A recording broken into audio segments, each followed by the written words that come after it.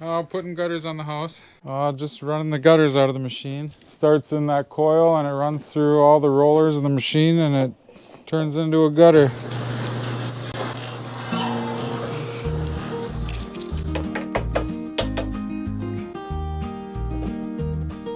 Yeah, this is where the outlet's gonna go.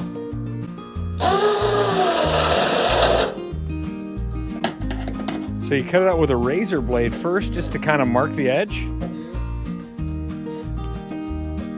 Oh, that's why you're razor bladed.